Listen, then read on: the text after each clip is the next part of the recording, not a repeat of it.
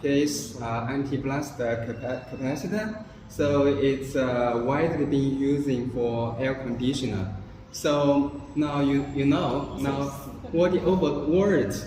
So the temperature is higher and higher. So the air conditioner is necessary for our lives, for every family, for every homes.